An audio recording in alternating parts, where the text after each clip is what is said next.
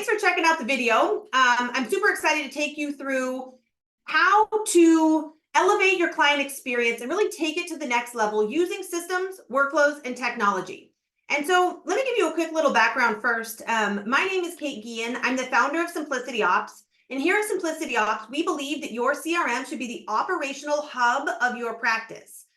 And the reason being is by utilizing your CRM as the centralized place for managing your operations, it allows you to cut down on all of the unnecessary external places that you're currently going to manage your business, which results in, improved efficiency and allows you more time to be doing what's the highest and best use of your time, which is spending time with your clients, which will elevate your client service experience and increase profitability. So I'm going to take you through today a multi-step process for how to really adopt your CRM as that operational hub. All right. And so it looks something like this. We're going to start by figuring out how the data should be organized.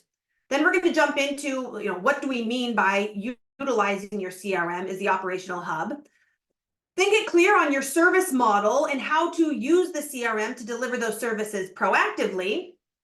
Then incorporating workflows and automations to deliver those services at scale. And then lastly, we'll talk about some other, advisor tech that we can use to enhance the user's experience and really build an amazing client service experience out of the CRM. So let's get into it. The first thing that we want to do, the CRM in its simplest form is a database.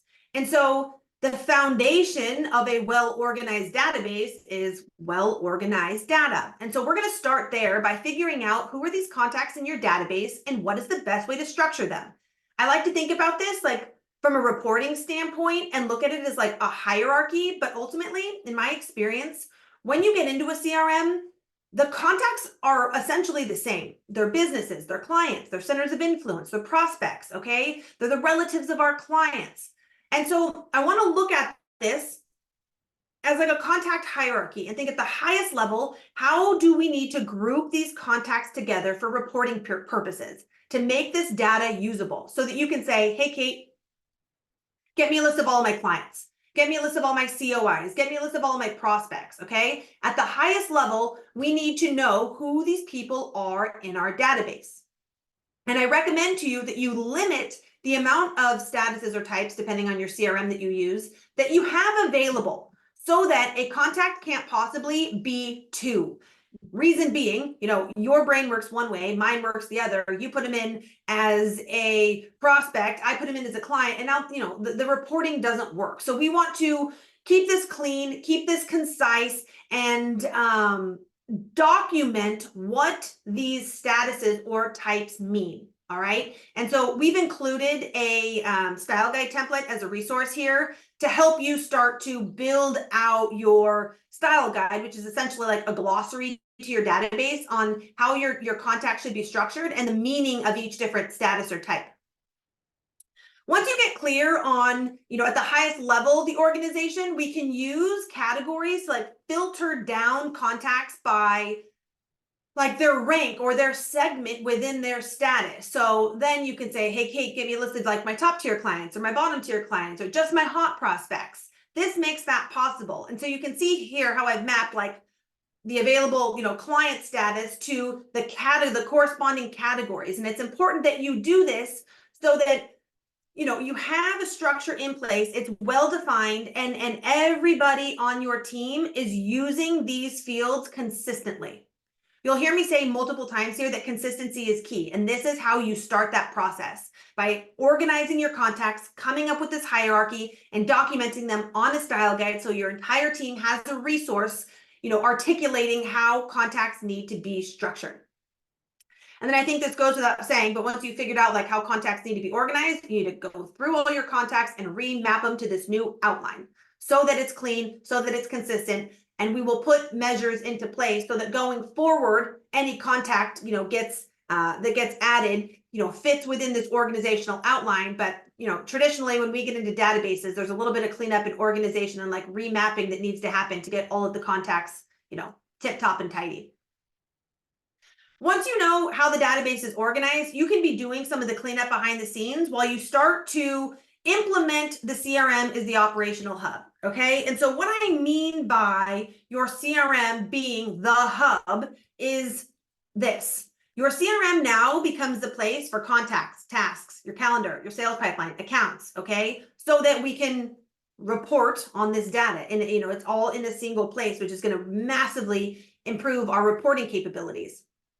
And so the CRM as a contact management tool extends beyond just like how contacts are structured. I'm talking about how to use the CRM to relate to our clients on a super personal level. So I want to have their family tree in there. I want to see who they're related to. I want to see who their professional network is, their attorney, their CPA. I want to know where they work. What are their interests? What are their hobbies? Do they like sports? Do they not like sports? Like, I want to know in a single place who this person is, so when I communicate with them, I can communicate them on a super personalized, super personal level. And so the CRM has the capabilities of doing that if you take the time to put in that information. It's also a phenomenal task management tool. So what I mean by that is I want to use the CRM for managing client service requests. Someone needs to change an address or open up a new account. I want all of that to live in the CRM. I want it to be linked to the client's contact record. I want the communication around the conversation that we had with the client about this action item to live in the CRM. I want the communication from myself to my team member to also live within that task, so that we can cut down on, back and forth emails, texting, DMing, slacking, whatever you guys are doing. I want to centralize all of that in the CRM.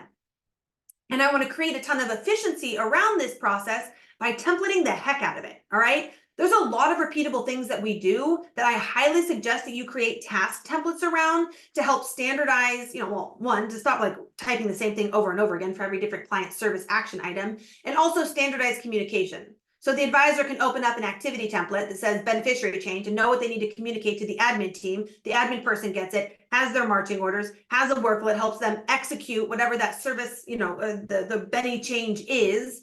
But that is like the next level of efficiency and is, really only possible if you're utilizing your CRM to be able to do it.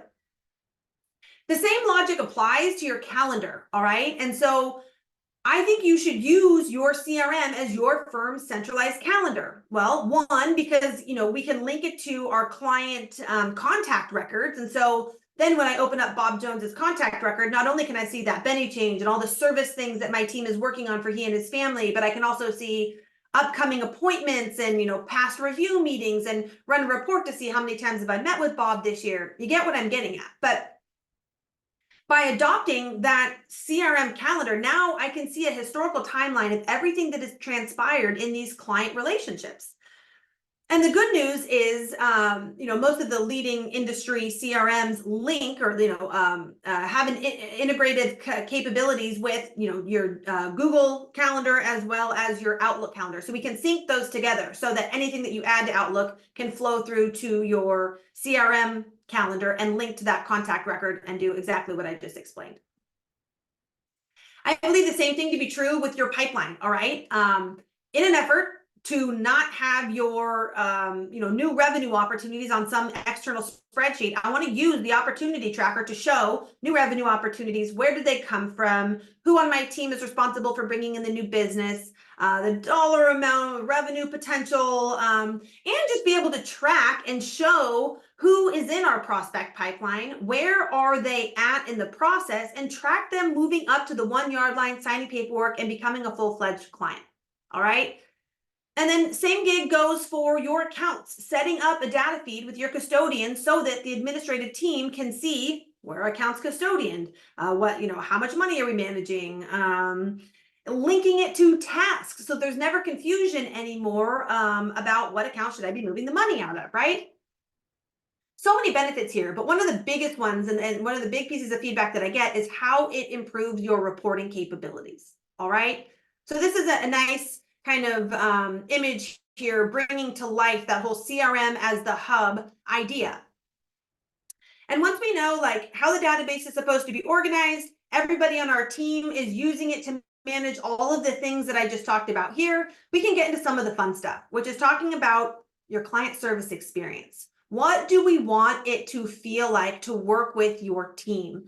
And so the reason we go through this exercise is so that we can, clarify what it means, to be a client, what that looks like, but then use the CRM as the vehicle for delivering those services proactively. And so we'll start by documenting just like, who are these people that you serve? What are the services you provide? And what does this feel like?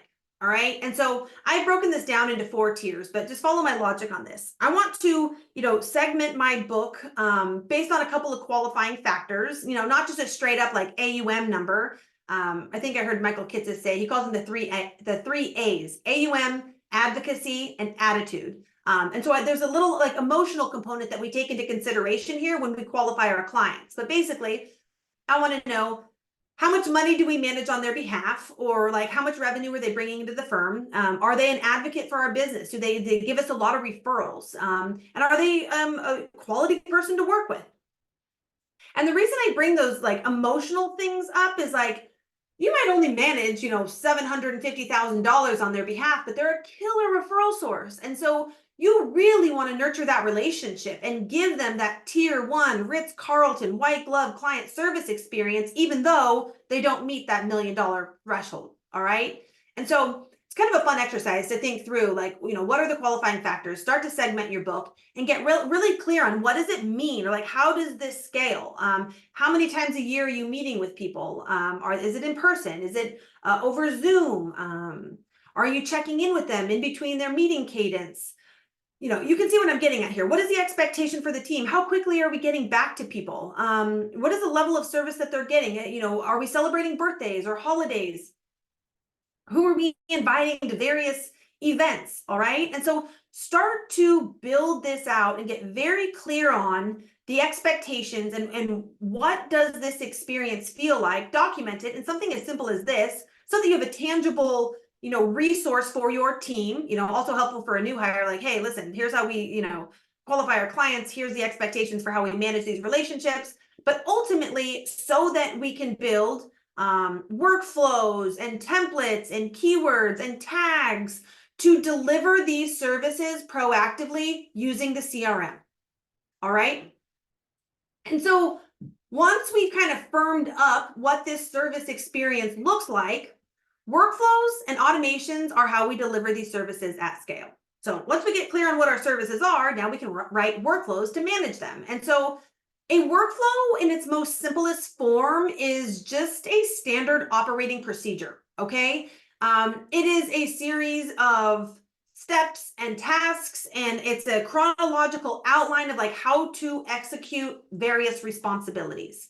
And so I always make the joke and say, anything that's repeatable is workflowable. And I heard someone articulate it even better a couple of weeks ago. They said, anything that you do more than 3 times that has more than 3 steps deserves a workflow. All right.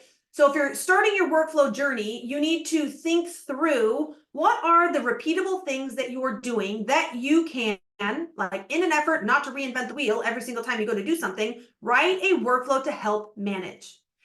Some of the pushback that I get here is like, oh man, that sounds awfully time consuming. Like, trust me, this is short-term pain for long-term gain. Your future self is going to be eternally grateful that you took the extra couple of minutes to document the process so that you can do things more fluidly, with less friction, more efficiently, and be able to delegate things to team members or as you grow more effectively. And so I like to start with your prospect journey. This is a super repeatable process that deserves to be streamlined, and by taking the time to outline what this feels like, will help you deliver a better experience more confidently, will help your team deliver the experience with more confidence, and ultimately that results in a more confident prospect and client. All right. And so it starts with, use this as an example, your introductory call, the qualifying phone call to determine whether or not they're a good fit. We're going to move forward to a discovery meeting.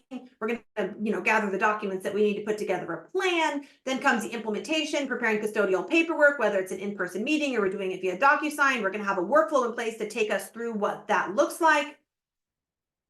Then there's all of the back office stuff that happens, processing paperwork, opening the accounts, processing the transfers, getting them set up in all of our systems. inviting them in for a new client welcome meeting or a Zoom client welcome meeting, taking them through like, here's the players on our team, here's how often you're going to be hearing from us, setting expectations, setting goals, getting them into the online, client portal. All right. So one recommendation that I really want to highlight here is having individual workflows for each different meeting that you have that's part of your prospecting process. I have never had great success writing one long onboarding workflow. And the reason being is, well, it becomes like just lengthy and convoluted and overcomplicated and blah, it's a headache. It also doesn't allow for the flexibility that this process deserves. All right. Not every prospect is going to follow this process like super linearly. You need to allow for skipping forward or doing the same meeting twice, or like, hey, I really enjoyed getting to know you. I think my husband would love to be on the introductory call. Can we talk to you again? Can I loop him in on the conversation? Right? We just launch that workflow again. We do it again. All right. So before you go through building out like a super lengthy onboarding workflow, I highly suggest that you break it out into manageable bite-sized chunks to, again, just create the flexibility that you need to manage the process. There are also a lot of other repeatable things that you do. And depending on your business, this list is going to vary, but like these, in an effort to not reinvent the wheel, every single time someone changes an address, or opens up an account, or deposits a check, I want to have a workflow in place that, articulates how to execute these various requests. All right, let's use a Benny change as an example. As a result of my client review, I figured out, that we need to change a Benny. So the Benny change process looks like this. Well, we need to get all of the information that we need to prepare the paperwork. We got to prepare the paperwork. We got to send it out. We got to make sure we get it back. We need to make sure that, if it's DocuSign, that the custodian got it, there's no NIGOs, or that we submit it to the custodian. We need to save the signed paperwork to the server. We got to make sure it gets processed. We got to double check the custodian's work. And then we need to email the client and close the loop and let them know that we have done what we said we were going to do. Again, my background is in client servicing and operations. I believe that an excellent client experience is a proactive one. So I want to proactively communicate with the client and let them know that we've done what we said we were going to do. I hate being beat to the punch. I hate when the client says like, hey, did you get my Benny change paperwork? Where are we at in that? Like, I absolutely hate that. I want to keep them in the loop, especially if there's money in motion throughout the process. And a workflow is a phenomenal way to be able to do that. A couple of other benefits here that I just want to bring to your attention is, if you hire, as you grow, the ability to delegate using workflows is like butter. It is absolutely seamless. We can just plug in that person into the tasks of what they need to be doing. And now they have very clearly outlined the firm's expectation and the firm's requirement, the custodial responsibilities that need to be done to execute whatever the request is. We can embed hyperlinks to say, here's the agenda that we use. Here's the document that you need to reference. We can include email templates to standardize communication and just really create a lot of efficiency and deliver a super streamlined client experience. All of these systems and all of these recommendations that I'm giving you guys today is optimizing for an amazing client experience. And so I want to take that a step further and think through other repeatable things that your firm does that are not necessarily client specific. They're more operational in nature. Okay. And again, anything that's done more than 3 times and has more than 3 steps deserves a workflow. This includes your operational responsibilities. Okay. Bringing on a new hire, running payroll, your firm-wide R&D process, your CRM cleanup process, your client event process. You guys get what I'm getting at here, but do a deep dive. Figure out what you and your teammates are doing more than a handful of times and where it makes sense to incorporate a workflow and start to standardize these processes. All right. And if I can make a recommendation to you here, it's to whiteboard your workflows first, which literally means write the workflow process outside of the database before you set it in stone in the database. Learn from my mistakes. So I got the workflow or the whiteboarding process is not valuable. I'm just going to go straight to the database. I'm just going to build them out, just cut to it. What I found by doing that is the templates in the CRM are not easily manipulatable. I couldn't move things around. I'm shoot, this step should go first. Shoot, she's actually doing this. It did not allow for the flexibility that I needed to rough draft the process. So rough draft the process outside of the CRM first, get clear on what the flow looks like, and then take it to the CRM and build out the template. You are going to thank me in the long run, far less of a headache. And the other thing that I want to mention here is some of the CRMs have amazing automation capabilities. So figuring out where you have the opportunity to set up triggering events. So let's use this as an example. I'm hiring somebody new. I put in their contact and I change their status from prospect to new employee or firm employee. It's automatically going to launch the new hire checklist. So looking for opportunities to like cut corners and like cut some of the manual work that's being done by incorporating automations is hugely valuable. Which leads me into the next segment here, which is the final piece. And I want to just bring attention to this. There is a lot of amazing advisor technology available. And I'm a fan of a lot of it, but it needs to be strategic in the way that it's implemented. Okay. I think that you need to go through this process first. You need to dial in your CRM. You need to start to use it as the hub of managing your client experience and your operations. As you do that, you're going to find areas that are still like, oh, too manual or too much friction, or like, man, bottlenecks, we're getting hung up here. That will indicate to you an opportunity to integrate some additional technology to enhance the user's experience and to create an even better client service experience. And so things that come to mind that I find create a ton of value for the admin team, for the advisors, and create a lot of efficiency are like online calendaring tools, Calendly, G reminders that like add new contacts, launch workflows, create a lot of efficiency around scheduling and the client experience with scheduling. Bento engine for delivering timely educational material to our clients. Precise FP to help with like data gathering, form filling that directly integrate with the CRMs that could just, again, create a ton of efficiency for the admin team. What am I forgetting here? Oh, and a note taker. All right. One of the biggest pain points that I hear is like, my goodness, I know it's like a compliance, regulatory requirement that I keep a record of all my client communication and that it lives in the CRM, but my goodness, is it a pain in the butt to like take the notes and get it in the CRM? And there's, systems and things available online now, like FinMate, that will take your notes, put together the summary, push it to the CRM, put in your action items, and comprise like a follow-up email summary. So things that you can look into that as you go through this journey, if you still find some pain points, exploring some of the available advisor technology that plays nicely with your CRM and incorporate that into your process.